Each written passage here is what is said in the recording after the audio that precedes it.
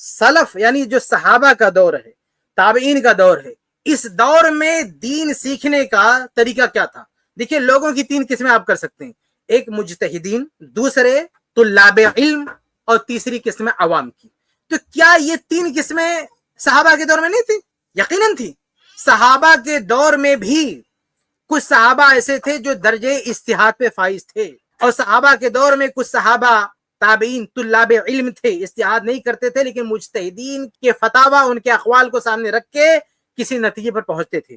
اور ایک تیسری قسم اس دور میں بھی تھی، عوام کی، جن کا تخصص فقہ نہیں تھا، جو فتویٰ نہیں دیتے تھے، وہ دلائل کا تجزیہ بھی نہیں کر سکتے تھے۔ لیکن ان تینوں کا معاملہ کیا تھا؟ ان تینوں کا منہج کیا تھا؟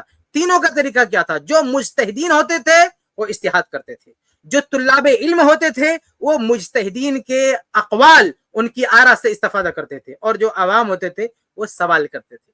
فَاسْأَلُوا أَهْلَ الذِّكْرِ إِن كُنتُمْ لَا تَعْلَمُونَ، اگر تمہیں نہیں پتا ہے تو تم سوال کرو۔ وہ علماء سے مسئلے پوچھ کے علم حاصل کرتے تھے، چاہے نماز کا مسئلہ ہو، حج کا مسئلہ ہو، کوئی بھی مسئلہ ان کے سامنے درپیش ہوتا تھا وہ صحابہ سے سوال کرتے تھے۔ آپ موطا پڑھیں، حدیث کی جو سب سے اولین کتاب ہے، فقہ کی کتاب ہے موطا، جو فقہ کی کتاب بھی ہے اور حدیث کی کتاب ہے، آپ پڑھ لیں، اس میں کتنے آثار ہیں کہ بھئی ایک کسی کو مسئلہ درپیش ہوتا ہے، امام مالک رحمہ اللہ وہ ساری تفصیلات نقل کرتے ہیں کہ صحابہ سے پوچھتے ہیں، پھر دوسرے سے پوچھتے ہیں، پھر تیسرے سے پوچھتے ہیں، ایسے کئی مسائل میں کہ ایک ایک تابعی دو صحابہ سے مسئلہ پوچھ رہا ہے، ان سے پوچھا اطمینان نہیں ہوا، دوسرے سے پوچھا اطمینان نہیں ہوا، تیسرے سے پوچھا۔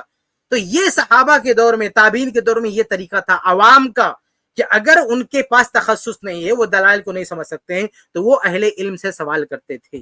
اس طریقے کو نہ تو ان لوگوں نے تقلید کہا، نہ سلف نے اس کو تقلید کا نام دیا، دوسرے لوگوں نے، نہ ان لوگوں نے اس کو تقلید کا نام دیا۔ تو ہم سلف کے اسی طریقے کو مانتے ہیں۔ آج بھی یہ تینوں طبقہ اسی طریقے پر چلے گا۔ مجتہدین اجتہاد کریں گے، طلاب علم مجتہدین سے استفادہ کر کے کسی قول کی ترجیح دیں گے، اور جو عوام ہے وہ اہل علم سے سوال کریں گے۔